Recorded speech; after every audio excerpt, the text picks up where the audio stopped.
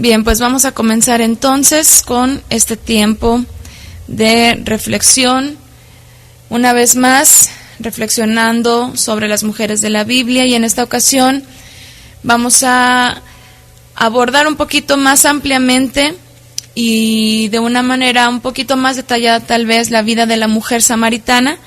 Como les comentaba al principio, ya hablamos de ella en otra ocasión, pero nos enfocamos más quizás en otras áreas, en otros temas que tenían que ver no solo con ella, sino con otras mujeres que también tuvieron un encuentro personal con Yeshua en su época y que de esa manera fueron transformadas sus vidas, y por eso tenemos un pequeño estudio que así se llama, Mujeres Transformadas por Yeshua. Allí en el canal de iVoox lo pueden localizar, pero me pareció importante que desmenuzáramos un poquito más la vida de cada personaje, y comenzando por Miriam de Magdala, como vimos la clase anterior, y en esta ocasión con la mujer samaritana, vamos a tocar temas que ya hemos tocado, y sobre todo, pues les anticipo a las que nos han estado acompañando en las clases de Creados para Ser Uno, que vamos a estar viendo también un poquito, recordando o repasando lo que hablamos en una de las clases que también les voy a recomendar más adelante, de Creados para Ser Uno, clases dirigidas a uniones, a matrimonios y a solteros, y bueno, como ustedes ya saben, en general en todo lo que tiene que ver con los temas de familia y unión.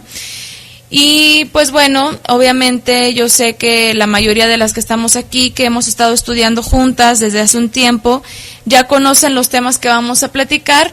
Yo creo que es bueno que los mencionemos para que de esta manera las mujeres que están de alguna forma integrándose y que van escuchando por primera vez este tipo de pláticas que vamos a tener, pues puedan comprender de una forma más clara temas como el divorcio, segundas nupcias, aunque no lo vamos a detallar demasiado y meternos demasiado y estacionarnos demasiado en ese tema, pero sí lo vamos a mencionar por los textos bíblicos que implican por la vida de la mujer samaritana. Y bueno, de esta manera esperamos que pueda ser de ayuda para las mujeres que estén interesadas en estos temas. Entonces vamos comenzando primeramente con la lectura de el espacio en donde encontramos en la escritura sobre la mujer samaritana. Vamos a leer Yohanan capítulo 4. Y bienvenidas a las que se siguen añadiendo. Les recuerdo que ya comenzando la clase, pues vamos a tratar de enfocarnos en ella. Yohanan capítulo 4, verso 1. Vamos a leer desde el 1, vamos a recordar este acontecimiento desde donde comienza, y ahorita vamos a irlo comentando. Dice por acá: cuando Yeshua se enteró que los fariseos habían oído decir, Yeshua hace y bautiza más discípulos que Juan, aunque Yeshua mismo no bautizaba sino sus discípulos, dejó Judea y se fue de nuevo a Galilea, y le era necesario pasar por Samaria. Versículo 5, llega pues a una ciudad de Samaria llamada Sicar, cerca del campo que Jacob había dado a su hijo Yosef, y en donde estaba la fuente de Jacob, y Yeshua, fatigado del camino, se sentó así sobre la fuente, y era como la hora sexta. Llega una mujer de Samaria a sacar agua, y Yeshua le dice, dame de beber, pues sus discípulos habían ido a la ciudad para comprar alimentos. Le dice entonces la mujer samaritana, ¿cómo tú, siendo judío, me pides de beber a mí, que soy una mujer samaritana? Porque judíos y samaritanos no comparten. Respondió Yeshua y le dijo, si consideras el don de Elohim, ¿y quién es el que te dice, dame de beber? Tú le pedirías y él te daría agua viva. Le dice, Señor, ni vasija tienes, y el pozo es hondo. ¿De dónde pues tienes el agua viva? ¿Eres tú acaso mayor que nuestro padre Jacob, que nos dio el pozo, del cual bebió él y sus hijos y sus ganados?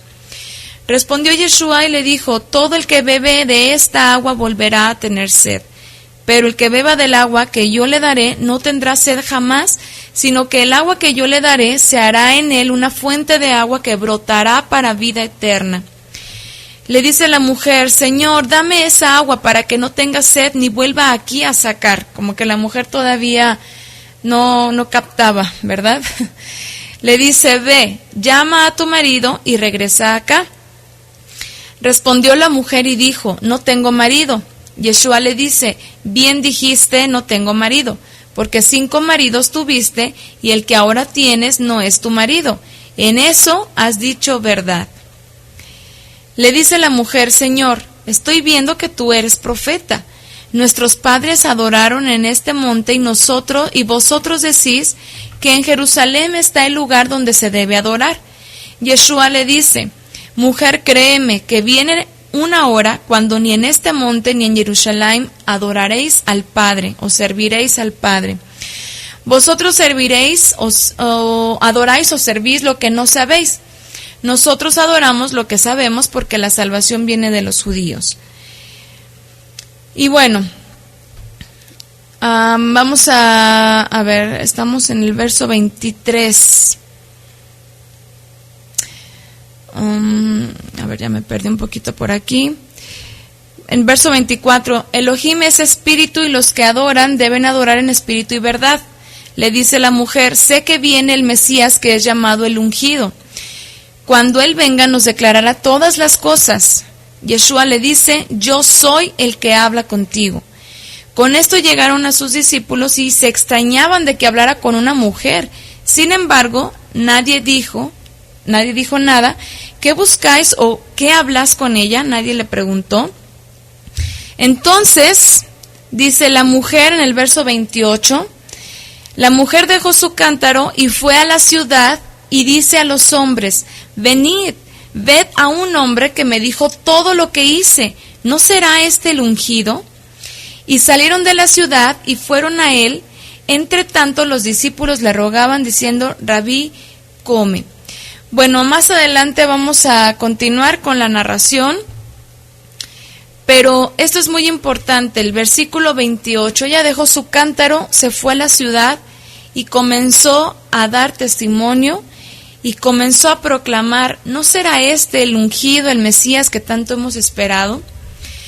Y bueno, es muy importante, obviamente, leer lo que antecede y sucede a este capítulo. De hecho, les sugiero, y sería muy bueno, que tuvieran la oportunidad de escuchar los audios correspondientes a este pasaje de la Escritura, los audios verso por verso de mi esposo, para que pudieran pues tener un poco más ampliada la información que aquí se lee, porque pues también vemos algunas sombras proféticas ahí, algunos detalles que son importantes, de los cuales no vamos a abordar ahorita, pero también es importante y de forma resumida saber por qué los samaritanos no eran bien vistos por los judíos. Todas sabemos que Samaria fue la capital de las 10 tribus del norte, donde durante su periodo de reinado hasta el cautiverio, ¿verdad? Esta ciudad fue edificada por Omri, padre de Acab, y bueno, todas sabemos que Acab fue el hombre que tomó a Jezabel, o Jezabel, conocida como Jezabel, y con esto recordamos todo lo profano, toda la decadencia en la que terminó el pueblo de Israel, y entendemos por qué fue Samaria una ciudad completamente consagrada a la idolatría, ¿verdad? Entonces, bueno, después de esto, y bueno, así resumiendo bastante la historia, cuando Zorobabel dirigió el regreso de los exiliados de Babilonia hacia Jerusalén, los samaritanos, cuentan por ahí en los libros de Esdras, de Nehemías, los samaritanos quisieron participar en la restauración del templo, pero Zorobabel y los otros líderes no aceptaron la ayuda. Esto lo podemos encontrar en Esdras capítulo 4. Y la mayoría de los judíos no quisieron tener ningún nexo ni ninguna participación con los samaritanos, ya fuera a nivel social o a nivel religioso. Sabemos todos los problemas, ¿no?, que se dieron entre estas dos secciones de Israel. Los samaritanos no eran considerados israelitas, de hecho, debido a la asimilación de las 10 tribus del norte con los pueblos paganos. Además, tenían muchas costumbres también y tradiciones ajenas a la fe que habían estado introduciendo ya desde muchísimo tiempo atrás. Y pues ya sabemos, ¿no?, todo lo que pasó en la época de los reyes. Esto fue con tal de marcar una diferencia, una división entre las tribus del norte y las tribus del sur. Por aquí en lo que es las anotaciones o algunas aportaciones del historiador judío Josefo en Antigüedades de los Judíos, hay un comentario que dice que los samaritanos aseguraban un nexo con los judíos cuando estos eran prósperos, pero afirmaban su origen asirio cuando era lo contrario. Entonces, pues bueno, dice por acá Ofe, porque fueron llevados de otras religiones por el rey de Asiria, sustituyeron a los israelitas por estos, así es también por estos pobladores. Así es, entonces, se corta, para todas se está cortando el audio.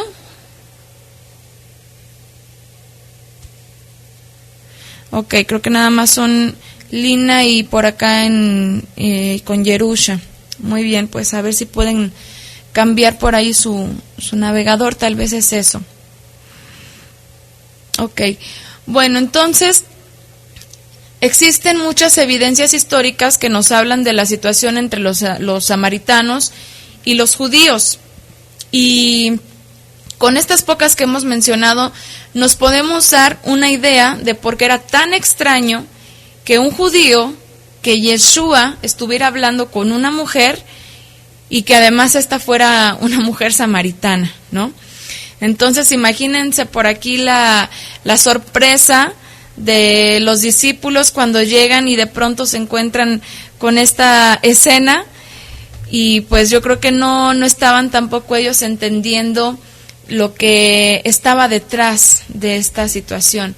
Aún así, aún con esto, aún con lo que la historia contaba, con lo que las divisiones que habían ocurrido, con los problemas que había entre estas dos secciones de Israel, aún así a Yeshua en ese momento no le importó.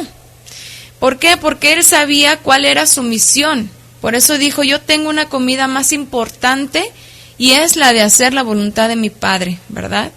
Él sabía cuál era su misión, y su misión era la de recuperar esas ovejas perdidas de la casa de Israel o las 10 tribus, y también era la de ir por ovejas que no eran parte de ese redil, pero que también serían injertadas.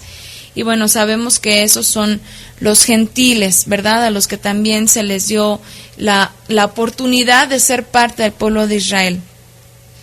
A través del testimonio de la mujer samaritana, vemos que el Creador nunca ha hecho acepción de personas. De hecho, esto es algo que resalta mucho de la vida de esta mujer, que es muy, pues también es algo muy conmovedor, podríamos decirlo, porque vemos cómo el Eterno no estuvo seleccionando solamente a las piezas más limpias, sino que también incluso hizo uso de personas, hombres y mujeres, que venían de un contexto de vida completamente profano, pero que Él tomó a bien y que Él también restauró y que Él también usó para un propósito más grande. Entonces, nadie se esperaría, quizás, y menos en esa época, que fuese una mujer samaritana la que comenzara a dar el testimonio a Israel, a esa sección de Israel que se había apartado, que ya estaba tan ajeno, que ya estaban en otra cosa, de aquel que al menos algo sabían de él, el ungido que habría de venir. Y lo que vamos a ver más adelante con el relato, lo más sorprendente pues es cómo seguramente cambió la vida de esta mujer. Cómo seguramente cambió la vida, cómo fue transformada esta mujer. Ok, tiene por acá Ofe una nota, dice: estos samaritanos importaron a la región de Israel sus propios dioses y los mezclaron con la enseñanza de los de Israel, pero acordémonos de los 2 becerros de oro, así es, en Betel y Dan, que ya se adoraban. Sí, desde la época de los reyes ya se había hecho una división y una mezcla tremenda, ¿no? Entonces, pues imagínense que esta mujer como mujer, bueno, primero como mujer, ¿no?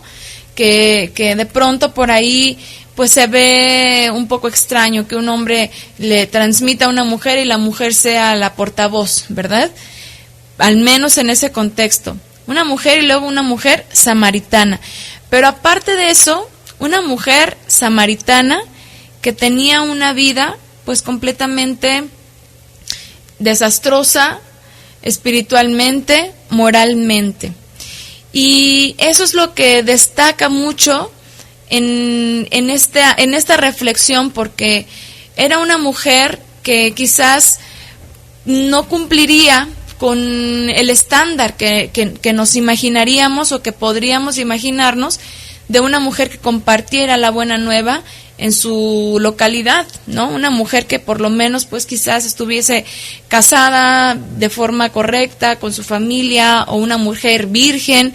No, era una mujer que vivía o que había vivido una vida muy desordenada, y que aún así, y Yeshua, conociendo qué mujer era, aún así habló con ella, aún así le transmitió el mensaje, y aún así permitió que ella fuera de testimonio para las demás personas que allí estaban. Dice que la mujer ya tenía 5 maridos, y que hasta ese momento en el que Yeshua conoce a esta mujer, pues con el que estaba no era su marido. Seguramente pues podríamos pensar que era una mujer que incluso podría carecer de recato. Era una mujer que seguramente carecía de santidad, hablando en los términos de la moral, de sentido común. No sabemos qué tipo de persona o qué tipo de vida exactamente llevaba, pero al menos lo podemos inferir. Y hay una cosa muy interesante encima de todo esto, y es que dice que ella esperaba el Mesías. Ella esperaba el Mesías, pero esperaba el Mesías como todos lo esperaban. Y obviamente no tenía un entendimiento pleno de lo que implicaba la venida del Mesías de Israel.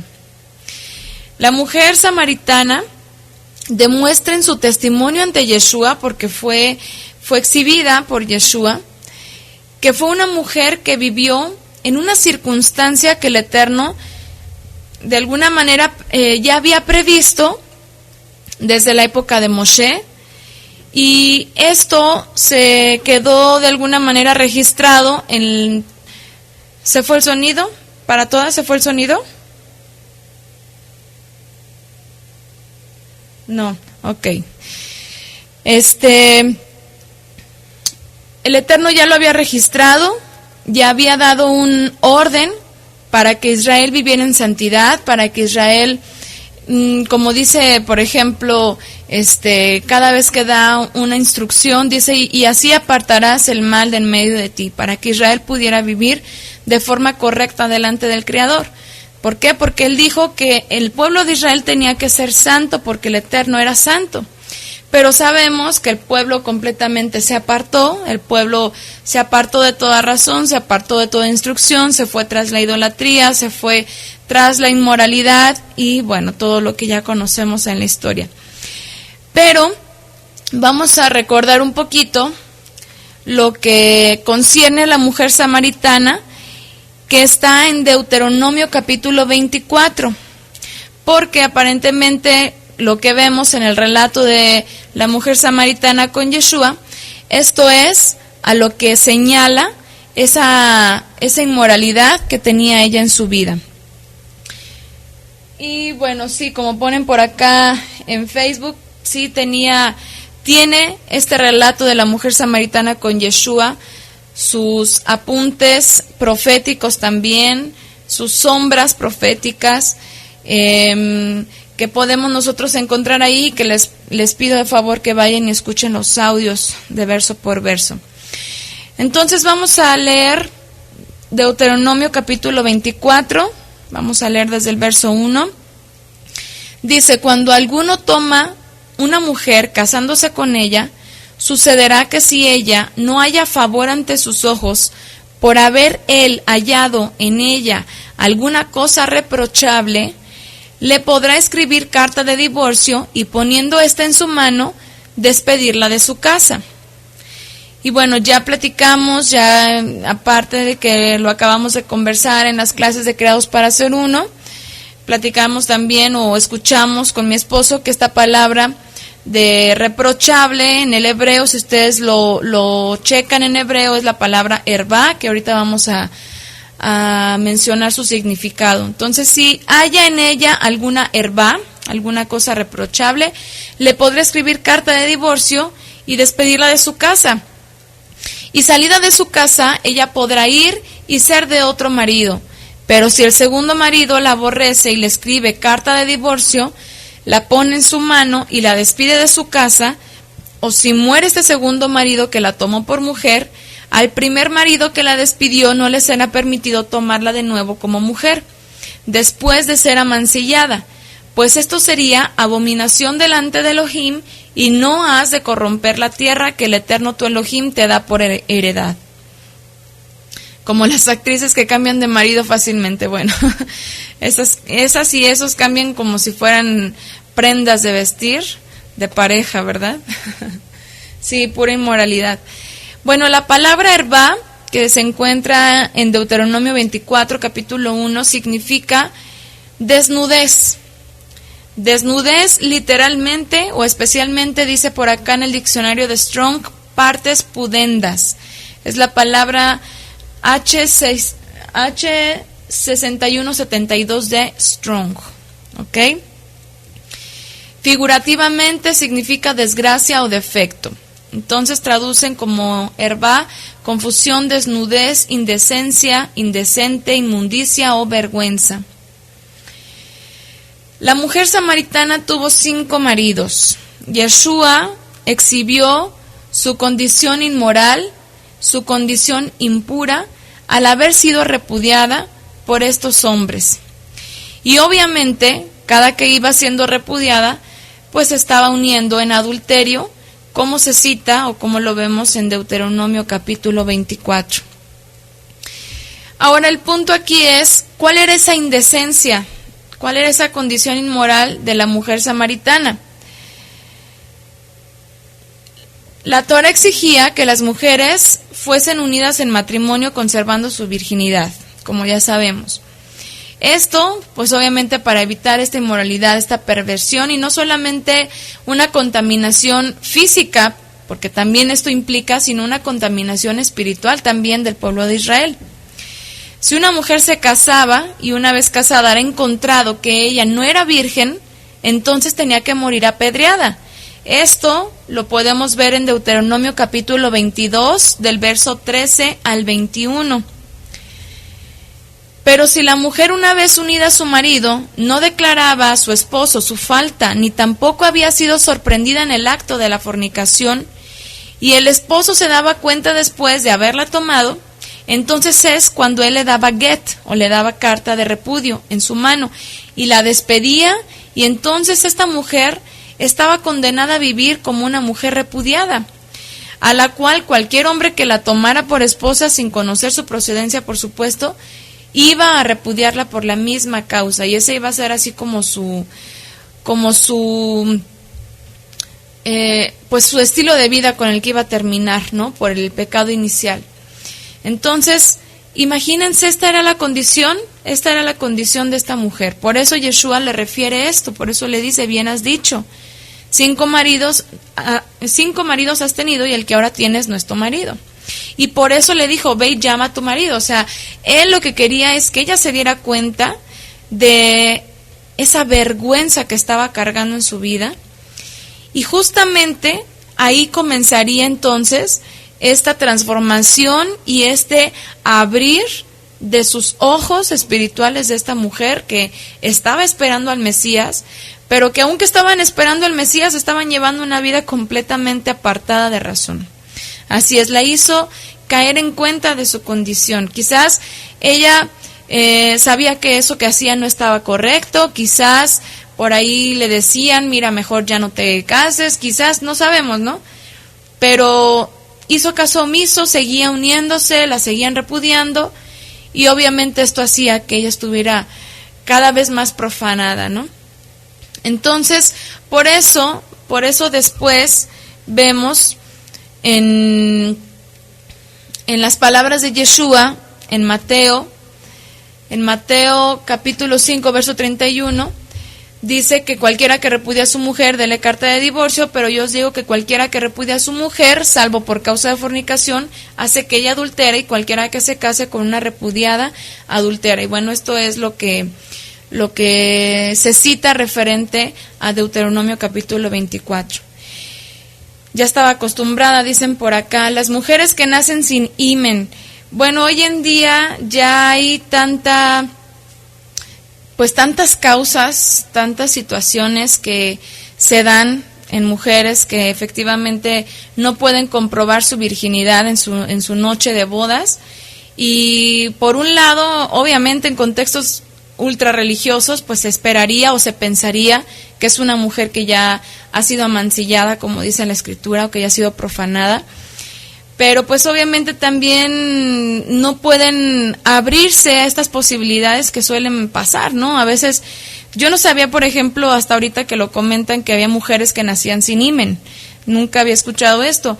Pero sí, por ejemplo, había escuchado mujeres que por algún accidente de niñas o situaciones, pues se les revienta el himen, y ya cuando ya llegan a la edad casadera y se unen, pues obviamente no tienen el sangrado, ¿no? que se tiene cuando en la primera noche de bodas. Entonces, pues sí, lamentablemente ahorita, y más en nuestra época, porque estamos hablando de que, imagínense, son dos épocas bien distintas. Antes, una época en la que la mujer estaba completamente consagrada a su hogar, en la que no estaba expuesta ni a deportes extremos, ni a tantas cosas que hoy en día sí hacemos o sí vemos en nuestro contexto, y más en nuestro contexto occidental.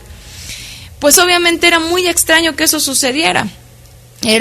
Yo creo que era muy extraño, y no sé a qué se deben las causas por las cuales mujeres lleguen a nacer sin himen. Desconozco totalmente, y no sé cómo han determinado que eso es algo de nacimiento, ¿no?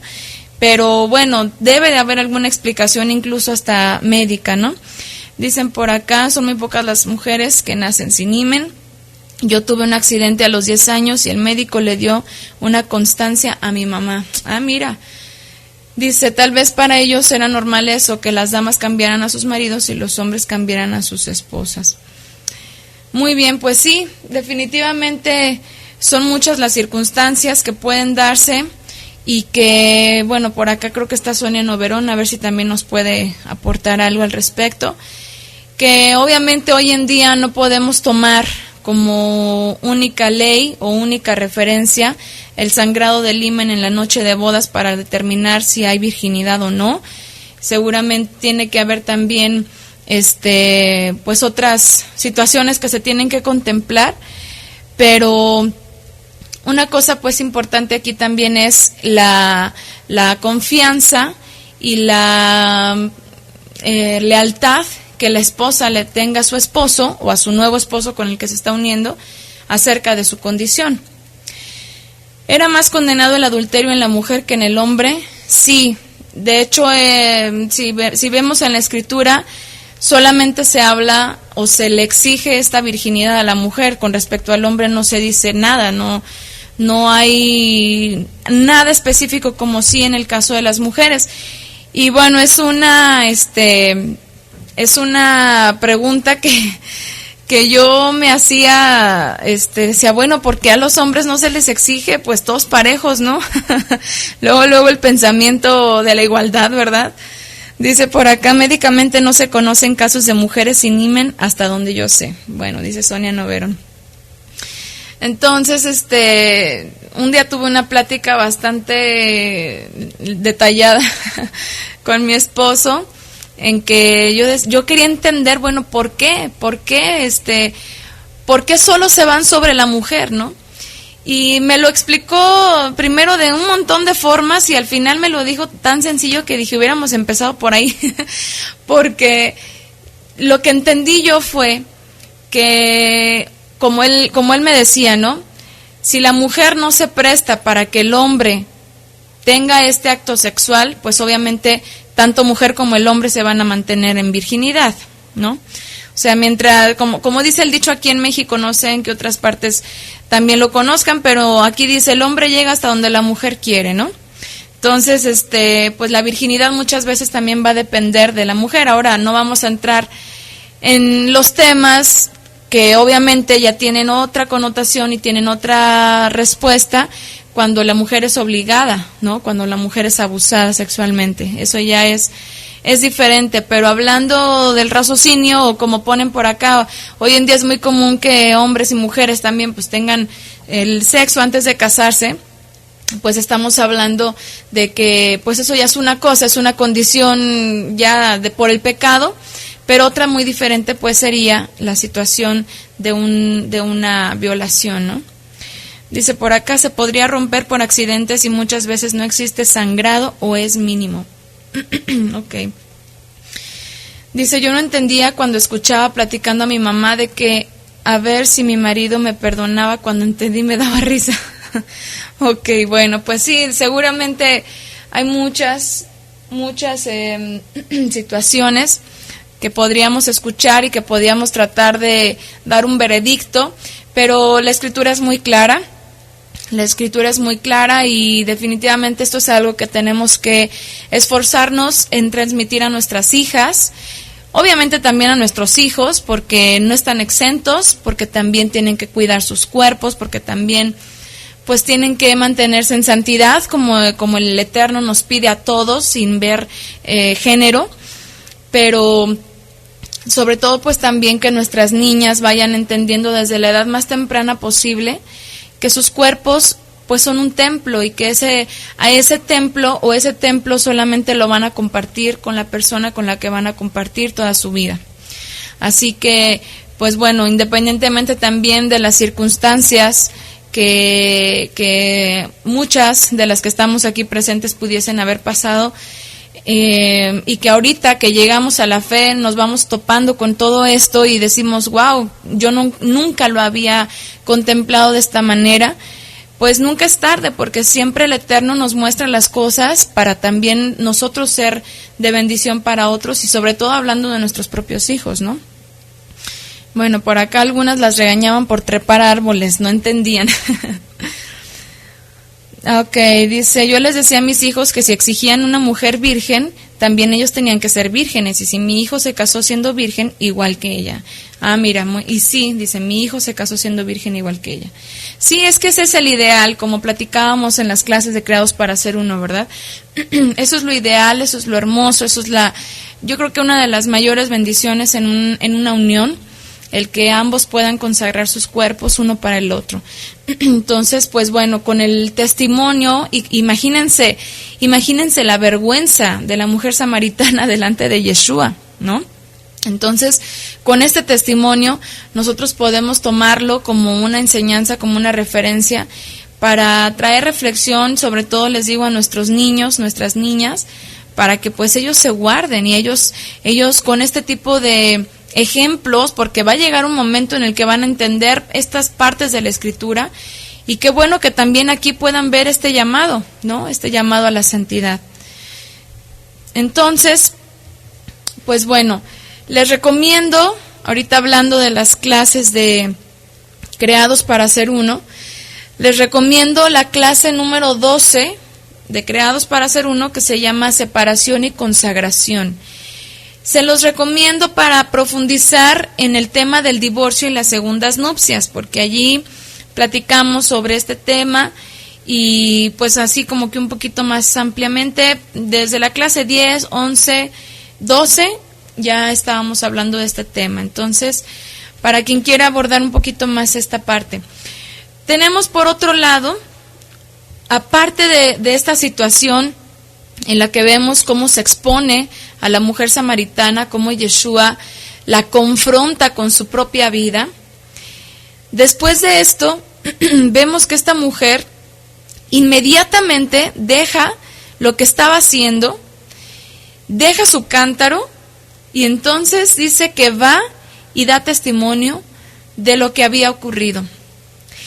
Y eso es algo que tiene que traer mucha reflexión a nuestras vidas, porque ahí nos permite entender que no podemos estar midiendo la santidad o la espiritualidad de la gente con los ojos humanos, porque muchas veces no vamos a entender esta misericordia y esta grandeza de parte del Creador por medio de su Hijo, para tomar una vida que quizás estemos hablando de la vida más profana, como ahorita, hablando de la mujer samaritana, o como lo hablamos en la clase anterior sobre Miriam, que dice que fue una mujer que fue habitación de 7 demonios, imagínense. No podemos juzgar esto y no creer en el poder de restauración del Eterno en la vida de una persona, en el alma de una persona, para hacer uso de este ser, para proclamar su palabra. No vamos a hablar tampoco que la mujer samaritana se convirtió en evangelista o pastora o no sé, apóstol o como sea, no, o sea, simplemente fue un alma que fue un medio de bendición para otros y que seguramente se alejó de esa vida profana que estaba teniendo, que estaba llevando, que había estado viviendo. A pesar de esa condición impura, la mujer samaritana sin duda destaca por ser un alma transformada por Yeshua. Ella terminó siendo un instrumento del Señor, del Adón, para acercar el mensaje de la buena nueva a las ovejas perdidas de la casa de Israel. ¿Ustedes no creen que Yeshua, que discernía los corazones, que discernía las mentes, las vidas, a las personas, pudo haber elegido otro lugar, otra persona, quizás de ahí mismo de Samaria, otra persona con otra circunstancia de vida, y un varón, quizás, y hablarle a él el mensaje? Y yo digo, para mí leer esto, para mí es algo muy especial. Yo creo como, a lo mejor simplemente porque soy mujer, pero para mí es muy especial, porque veo ahí lo que les comentaba hace rato. Una, que no hay acepción de personas por su género en este caso. 2, por su vida.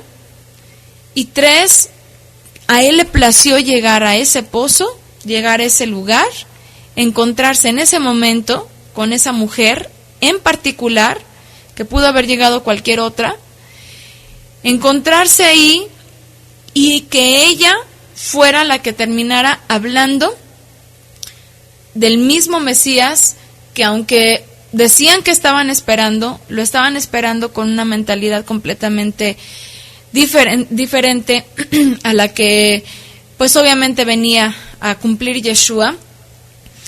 Y aún así él tomó esta vida.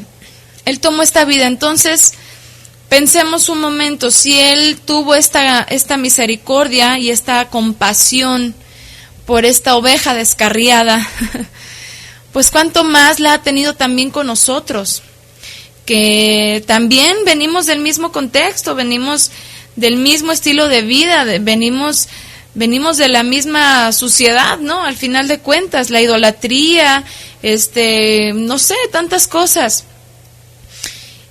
Y aún así, aquí estamos estudiando su palabra, la estamos desmenuzando, la conocemos y la podemos obedecer. Eso es algo muy, muy hermoso. Dice por acá, a veces el Eterno toma de lo más vil para hacer la transformación de esa vida, como en el caso de la mujer samaritana. Así es.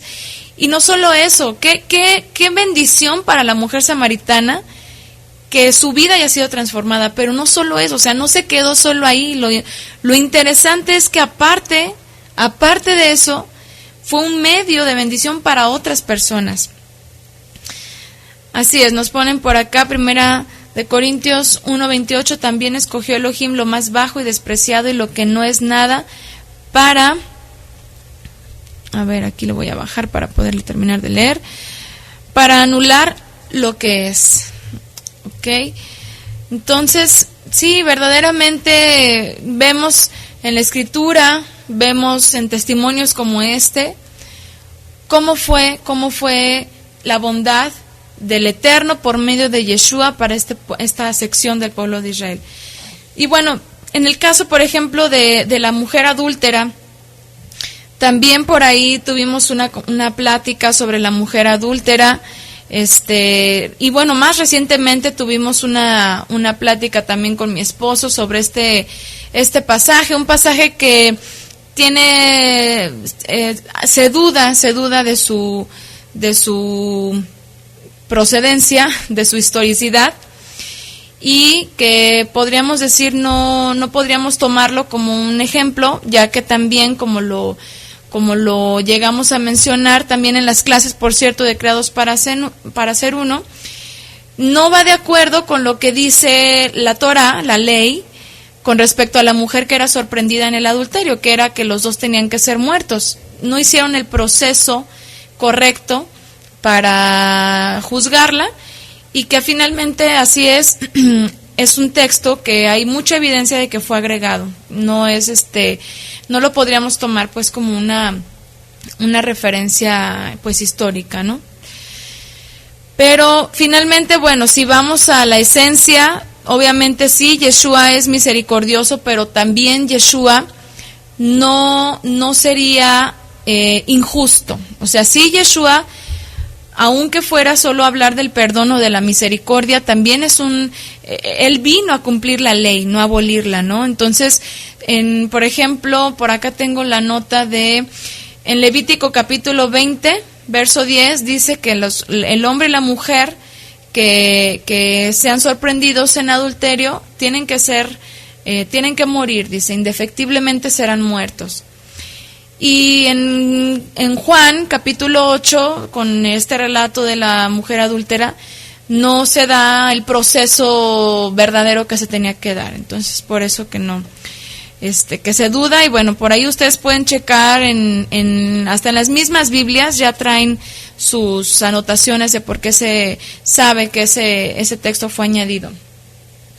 Bien, nos ponen por acá unos textos también de Deuteronomio 10, 17, porque el Eterno vuestro Elohim es poderoso de poderosos y Señor de señores, Elohim grande, poderoso y temible, que no hace acepción de personas ni toma cohecho. Así es.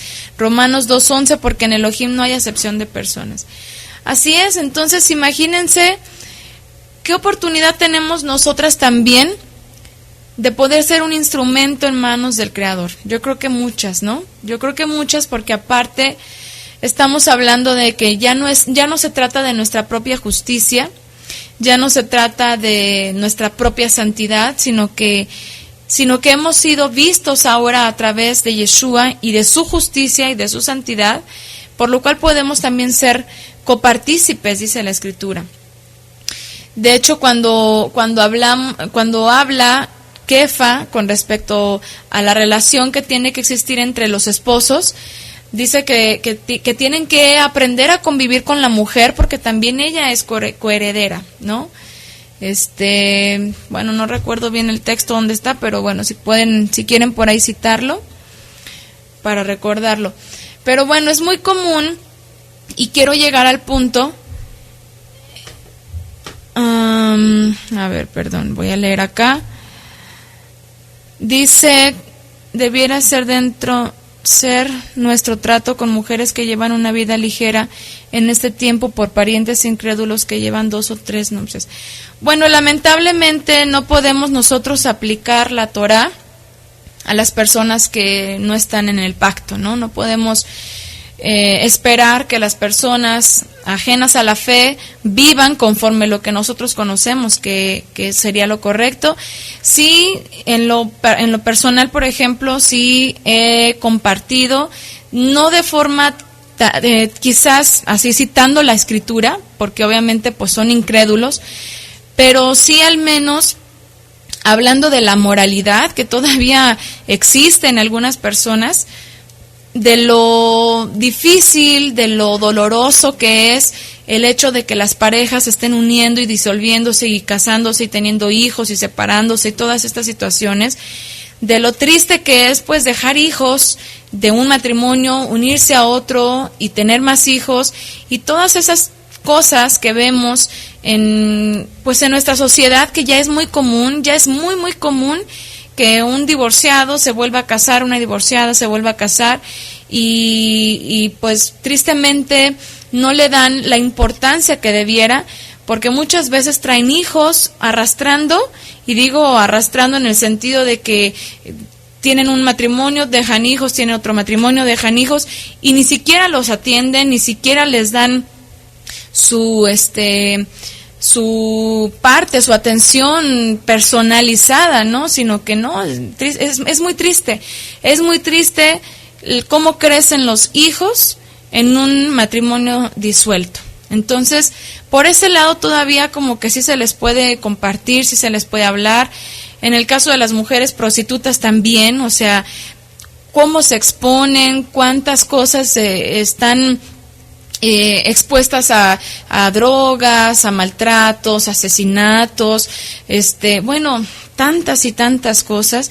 Yo creo que, no he tenido yo la oportunidad de conocer un poquito más la mentalidad de las mujeres que se dedican a la prostitución, pero imagínense, yo creo que la gran mayoría de ellas no lo hace por gusto, ¿no? O sea, realmente lo hace porque las circunstancias, ellas creen que las han orillado a esa vida, y es pues dinero fácil, ¿no?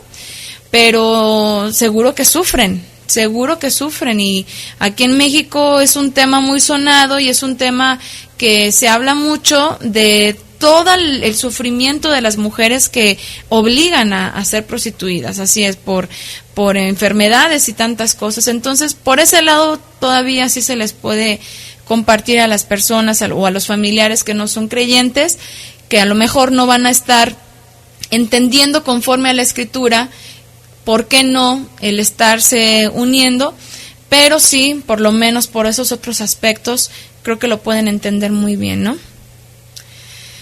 Ok, dice, mis exsuegros le piden a mi ex que se vuelva a casar y son cristianos. Sí, es que en el cristianismo ya se ha caído, es como el catolicismo, o sea, realmente ya se ha caído mucho en esos pensamientos pues comunes, ¿no? Entonces, pues bueno. Ok, el texto que les mencionaba es Primera de Pedro, capítulo 3, verso 7. Sí, muchas gracias. Vosotros, maridos, igualmente, vivid con ella sabiamente, dando honor a la mujer como a vaso más frágil y como a coheredera de la gracia de la vida, para que vuestras oraciones no tengan estorbo. Así es. Ok, dice por acá, si no sabemos que las orilla a hacer eso, tal vez personas con una carencia afectiva tremenda y baja autoestima, que creen que en un varón van a encontrar el cariño. Ok, pues sí, pueden ser muchas cosas, ¿no? Pero, bueno, el punto aquí, con la mujer samaritana, con esta mujer que a pesar de su vida profana, a pesar de su vida impura, porque había una impureza en su vida, ella fue usada también para que pudiera transmitir en ese momento lo que Yeshua le había revelado. Y bueno, por otro lado tenemos esos pensamientos también que hemos escuchado mucho, ¿verdad? ¿Por qué las mujeres están enseñando la Biblia, o por qué las mujeres están hablando de la Biblia, o por qué las mujeres están compartiendo el mensaje de la buena nueva? Ya por un lado sabemos las tendencias, por un lado sabemos cómo está el sistema, pues sobre todo religioso, el sistema cristiano, de mujeres que quieren ejercer liderazgo, que lo hacen más por suplir una parte del ego, por ser líderes, por ser emprendedoras, más como empresarias que como mujeres de Dios, como dicen ellas. Y pues ya sabemos en qué cae todo ese sistema, ¿no? Por otro lado, tenemos pensamientos también en el otro extremo que dicen que la mujer no tiene que hablar absolutamente nada, y se valen de palabras o de algunas palabras de Shaul para decir que la mujer no debe compartir la buena nueva, que la mujer calle en la congregación, así dicen, ¿verdad? La mujer calle en la congregación, y cualquier cosita que una mujer dice, ya los hombres misóginos, porque todavía los hay, rápidamente salen con que la mujer cae en la congregación. Y si uno como mujer dice, bueno, yo simplemente estoy dando un testimonio de mi fe porque la situación lo amerita y lo estoy haciendo con recato, lo estoy haciendo con prudencia o incluso con la autorización de mi esposo, en el caso de las mujeres casadas o de los padres de las solteras, aún así, si uno dice eso, ya la toman a la mujer como si fuera feminista. Entonces, pues vamos a definir, ¿no?, hasta dónde la mujer puede ser una,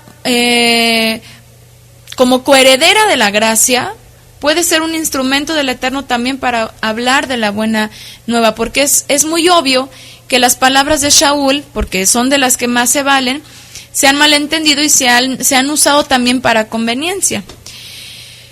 Por otra parte, como les decía, tenemos estas mujeres que pretenden tomar el papel de evangelistas, pastoras, apóstoles o apóstolas o ministros o cualquier cargo de enseñanza, como si esa fuera su única forma de testificar, como si esa fuera la única manera en la cual se pudiera testificar a otras personas. Y lo que quieren es ver multitudes, ¿verdad? Lo que quieren es ver multitudes. Por otro lado tenemos mujeres, hablando de mujeres propiamente, que pues son muy dadas a conversar con la gente en cortito, ¿no? De cerquita, no sé, que si la que te encuentras en el transporte público, que si la que conociste en el mercado, que si la que sea, y a todas se les quiere, como conocemos en el sistema cristiano, evangelizar, ¿no? Pero cuando nos dedicamos a analizar la Escritura, cuando vemos que la mujer también es parte de un llamado que de principio a fin vemos que es copartícipe, vemos que primeramente tiene un llamado, tiene un ministerio mucho más importante, y es el de desarrollarse como mujer, hablando de su hogar, hablando de su familia y hablando de las personas que la rodean. Déjenme le bajo acá el chat. Dice, la forma es testificar en su vida dando fruto. Así es. Algunas no las permitían hablar en la iglesia. Detrás de un gran hombre consagrado hay una tremenda mujer de Dios, dicen por acá. Y bueno, muchas veces se cae, es mi percepción, se cae mucho en tratar de elevar de estatus a una mujer o a un varón, pero en este caso a una mujer que está simplemente siendo un instrumento del Eterno, o muchas veces estas mujeres se autoponen o se autoproclaman como instrumentos del Eterno o como mujeres llamadas por el Eterno, cuando a veces realmente ni siquiera lo son. ¿Por qué? Porque sus frutos, justamente su vida en general, no está dando testimonio de una mujer consagrada o de una, como dirían los cristianos, una tremenda mujer de Dios. Digo, porque esa es una frase que yo escuché mucho en el sistema cristiano, y que tampoco pienso yo que sea así como una regla, una regla en la que nada más una tremenda mujer de Dios tenga que ser aquella que está hablando frente al púlpito, ¿no?, a las masas. O sea, realmente una tremenda mujer de Dios yo la definiría, hablando en ese contexto cristiano, una mujer como una mujer de oración, como una mujer firme, como una mujer que es buena administradora en su hogar, como una mujer que es buena esposa, como una mujer que es buena madre. Eso yo lo definiría como una tremenda mujer del Eterno, ¿no? Y que muchas veces a lo mejor su esposo no va a estar allí como muchas hermanas quisieran, pero que aún así puede ser un instrumento. Bueno, como les decía, finalmente una mujer de Elohim, una mujer que simplemente sirve al Creador, pues no necesariamente lo tiene que hacer siendo vista por multitudes de personas, sino que simplemente es como la oración, ¿no? Es como la oración en lo secreto, en tu casa, directamente con el Creador. Y como dijo mismo Yeshua, el que es fiel en lo poco, pues uno no sabe en qué lo pueda poner, y lo pueda poner quizás en lo mucho, pero al menos ya tiene esa humildad en su corazón para ser una verdadera servidora. La mujer inicialmente tiene un llamado en su hogar, con su familia, y después con todos los que le rodean. Como hemos hablado en otras ocasiones, nuestros discípulos son nuestros hijos, nuestros discípulos más importantes. Incluso hablando de quienes están solteras y que tienen hermanos, pues también el apoyo en casa, primeramente, y después el Eterno va a ir poniendo a las personas a las cuales hayamos de darles el testimonio, pero primeramente con nuestra vida. Nuestra vida que habla mucho mejor y mucho más que palabras. Y bueno, quiero citar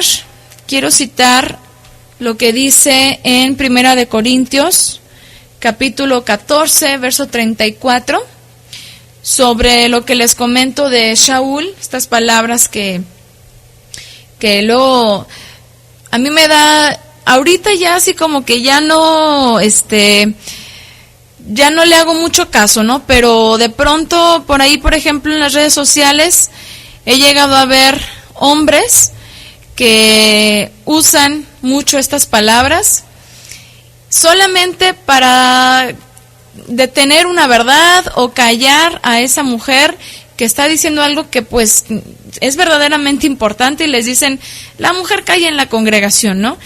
Y pues sí es muy lamentable, por otro lado, que muchas mujeres de pronto se ponen ahí a debatir con los varones en las redes sociales como si fueran entre hombres. Pero bueno, yo creo que una mujer que en general testifica no tiene por qué ser reprimida cuando se trata de una vida dentro de la santidad, dentro de la consagración. En 1 de Corintios capítulo 14, verso 34 dice, las mujeres callen en las congregaciones porque no les es permitido hablar, sino estar sujetas, como también lo dice la ley. Y si quieren aprender algo, pregunten en su casa a sus maridos, porque es indecoroso que una mujer hable en la congregación. Y bueno, tenemos aquí, como también lo dice la ley, ¿cuál ley? Pues bueno, por el contexto entendemos que está hablando ahí de los takanot, que son las leyes rabínicas que se aplicaban en un lugar y en un momento determinado. Estas takanot, o estas leyes rabínicas, son leyes creadas por el tribunal religioso en el primer siglo. Y estas fueron impuestas como si fueran también leyes divinas en forma de ordenanzas, pero que tenían que obedecerse, o más bien que no tenían que obedecerse por estar fuera de los documentos inspirados, ¿no? Pero aún así vemos que Shaul hace uso de este tipo de leyes para poner un orden en congregaciones nuevas, como en el caso de la congregación de Corinto, que tenía una fama, y ya lo vemos en las cartas, de ser una de las congregaciones más llenas de pecado, de inmoralidad, de desorden, y que seguramente por esta procedencia las mujeres no tenían ningún respeto a la hora de la exposición de la Torah. Las mujeres ya no tenían no sabían cómo debía de ser su comportamiento, entonces de alguna manera se tenía que regular este comportamiento. Pero es por un caso específico, por una circunstancia específica, de una forma muy, muy específica, pero tampoco lo podemos agarrar para estar dando pues de bibliazos a todas las mujeres, ¿no? Sino que digo, nosotras como mujeres podemos ser, así como somos copartícipes, podemos también ser de testimonio, así como nuestros hijos, así como los varones, de lo que el Eterno hace en la vida del creyente cuando éste vive bajo la instrucción. La mujer no está, por un lado, no está obligada a reprimir su punto de vista, pero sí es muy importante que como mujeres lo hagamos con orden y con respeto. Se puede compartir sin intentar ocupar un liderazgo, se puede compartir de forma muy respetuosa, se puede compartir con recato, pero sí es bien importante que seamos bien prudentes, porque no podemos estar, no podemos dejar de tomar en cuenta que muchas veces hay varones que nos rodean, que pueden tomar esta iniciativa, y que tristemente hay mujeres que están acostumbradas a ser a lo mejor muy activas, pero que les reprimen la labor que el varón puede realizar, y entonces ahí ya se irrumpe con el llamado que también él tiene, ¿no? Entonces, es muy, muy edificante que uno como mujer pueda tener aportaciones, participaciones, porque pues también nosotras hemos recibido esta revelación de parte del Eterno junto con los varones, y siempre será necesario el punto de vista de ambos, ¿verdad? Siempre será necesario, porque al final de cuentas, pues vemos las cosas de forma diferente, pero cuando todo viene por medio del Ruaj, nos edificamos cuando todo está en armonía con su palabra, y nos edificamos porque a veces alguien no está contemplando, por ejemplo, el varón no contempla puntos de vista de la mujer que son importantes tomar en cuenta, ¿no? Entonces, pues bueno, vemos en toda la historia del pueblo de Israel mujeres que fueron instrumentos del Creador con propósitos diversos, y la mujer samaritana fue una de ellas. Cuando ella es confrontada, se da cuenta de lo perdida que estaba su vida en el pecado, y decide escuchar el llamado de ese pastor, de ese buen pastor, e inmediatamente decide dejar lo que estaba haciendo, ir, testificar, y seguramente es que cambia su vida. En Yohanan, en Juan capítulo 4, quisiera que leyéramos el verso 39. Vamos a leer el verso 39. Saludos, Sofe, que ya se está despidiendo por acá. Le falló mucho el internet. Bueno, vamos a leer el verso 39. Dice: y de aquella ciudad muchos de los samaritanos creyeron en él a causa de la palabra de la mujer que daba testimonio.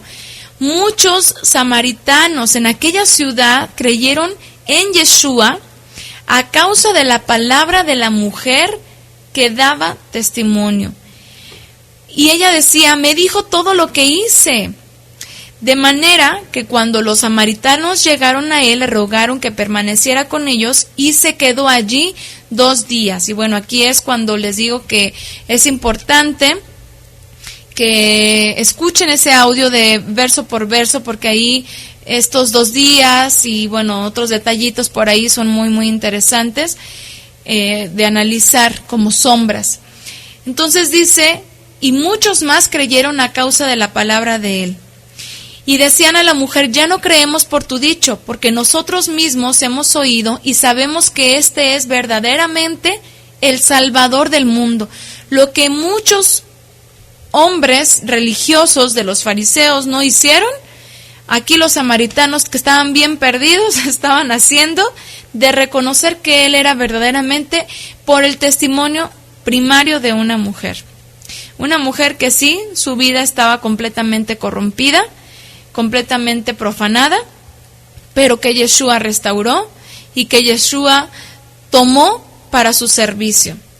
Y aquí está, y con esto estamos ya concluyendo, una prueba contundente de una persona, ya sea hombre o sea mujer, que verdaderamente comparte el mensaje de salvación, de redención, de restauración de Yeshua, y que no está hablando un mensaje propio. ¿Cuál es esa prueba? Que las personas que reciben el mensaje no mantienen sus ojos puestos en esa persona que les habló. No se quedan solamente con el testimonio de esa persona que les habló, sino que lo que hacen es ir directamente al maestro y empezarle a seguir a él. La mujer samaritana no vuelve a figurar, la mujer samaritana no vuelve a aparecer, pero tuvo su participación en un momento especial, en un momento importante, y su participación fue eficaz. ¿Por qué? Porque dio testimonio e hizo que las personas se fueran hacia Yeshua y no se quedaron ahí, no le hicieron un altar a Santa Samaritana o algo así, ¿verdad? Sino que realmente se fueron al propósito, aquel que es la meta, aquel que es el autor y consumador de la fe, que es solamente Yeshua.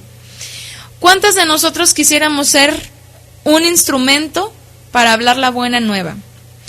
Y como les decía, no se trata de salir ahorita y vamos a evangelizar a todo el que se nos ponga enfrente, como lo hacíamos antes, ¿no? Se trata de confirmar con nuestras vidas ante los demás lo que hemos decidido, lo que nosotros hacemos por apartarnos del pecado, de la inmundicia. Así como en estas fechas en las que nos encontramos, en las que hemos decidido no mezclarnos con ese estilo de vida completamente, pues, podrido del sistema de la Navidad y del Año Nuevo y todo eso. Esa es una manera de apartarnos, de santificarnos, de que si nuestros hijos son educados de cierta manera, es una manera de dar testimonio de esa santidad. A lo mejor no podemos ir con una persona y decirle, sé santo porque el Eterno es santo, pero sí le podemos enseñar a santificarse. Mira, deja de comer estos alimentos, te hacen daño. Deja tú ahorita de mencionarle la Escritura, te hacen mal. Científicamente ya se sabe por qué te hacen mal. Mira, no vayas a ese tipo de lugares, ese tipo de fiestas, ese tipo de reuniones, solamente te traen perdición. Y empezar a testificar, a testificar, a testificar. Podemos nosotros testificar. Y cada día con nuestra vida, con nuestras decisiones que no solamente es de si celebro o no celebro Navidad, o sea, decisiones de cómo vivo, si la gente se da cuenta de que yo suelo, no sé, mentirles a las personas, o si la gente se da cuenta que yo soy avaro o ávara, o si me endeudo, o sea, todas esas cosas también son un testimonio que poco a poco, conforme lo vamos entendiendo y conforme lo vamos aprendiendo, tenemos que irlo moldeando en nuestra vida para que verdaderamente podamos ser un testimonio vivo. Entonces, otra forma de testificar, sin agarrar el micrófono y ponernos con una bocina allá afuera en la calle, es simplemente ocuparnos del papel que nos corresponde como mujeres y no usurpar el papel de nuestros esposos o de otras personas. Así es, también testificamos en cómo hago negocios, ¿verdad? De qué forma trato con la gente, todo eso habla de nuestra fe y a veces uno se comporta de una manera que después las personas te empiezan a preguntar, oye, ¿qué religión eres? O sea, ya de plano, ¿qué religión eres? Porque algo pasa, algo no concuerda con tu estilo de vida y lo que yo diario veo, ¿no? Entonces, la mejor forma de predicar es hablar con nuestras vidas. Así testificamos de forma más eficaz nuestra fe, y eso es también lo que estaba haciendo la mujer samaritana. Entonces, bueno, ahorita en esta temporada en la que estamos, y sobre todo ya ahora hablando del recordatorio de Hanukkah y el mensaje que escuchamos en la mañana, sobre todo con mi esposo, acerca de ese esfuerzo mayor, yo quisiera retomarlo con respecto a la mujer samaritana y quisiera recordar que debemos de hacer este esfuerzo mayor en nuestras vidas, que debemos de hacer un esfuerzo mayor en la época en la que estamos, porque estamos en la época de los días de Noah, donde nuestras almas y las de nuestros hijos están expuestas, están en medio de tinieblas, pero que sabemos que nosotros, como hijos de Elohim, como seguidores de Yeshua, somos hijos de luz, somos luz, y podemos alumbrar, podemos iluminar a nuestro entorno con la Torah y con nuestro Adón Yeshua, y que esta sea nuestra forma de servirle al Creador, y que podamos nosotros cada día dar un esfuerzo mayor a todo lo que ya hemos hecho anteriormente. A lo mejor ahorita nosotras podemos decir, bueno, ya no estoy en el estatus en el que estaba la mujer samaritana cuando platicó con Yeshua, yo ya he sido redimida, ya he cambiado mi vida, pero siempre hay un plus, un esfuerzo mayor que hacer ante todo lo que vivimos y todo lo que está a nuestro alrededor. Así que, pues bueno, con esto concluimos la reflexión de la mujer samaritana. Dice por acá, quiero saber en qué parte de la Biblia se ve que fue añadido el versículo de adulta, por favor. Le sugiero, Leti, que por favor escuche el audio de Juan capítulo 8. Escuche el audio de mi esposo, allí él lo explica.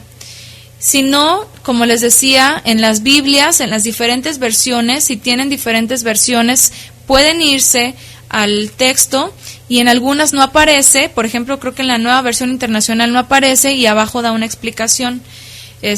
O simplemente en internet, lo pueden googlear y ahí les aparece, pero les sugiero escuchar el audio para una explicación más detallada, ¿sale? Bien, nos ponen por acá Filipenses 2:15, para que seáis irreprensibles y sencillos como hijos de Elohim, sin mancha, en medio de una generación maligna y perversa, en medio de la cual resplandecéis como luminares en el mundo. Así es, mejor versículo no pudo haber quedado para concluir con esta reflexión de la mujer samaritana. Muchas gracias. Bien, pues gracias a todas, un fuerte abrazo, bendiciones, Shavua Tov, y nos estamos viendo en la próxima clase.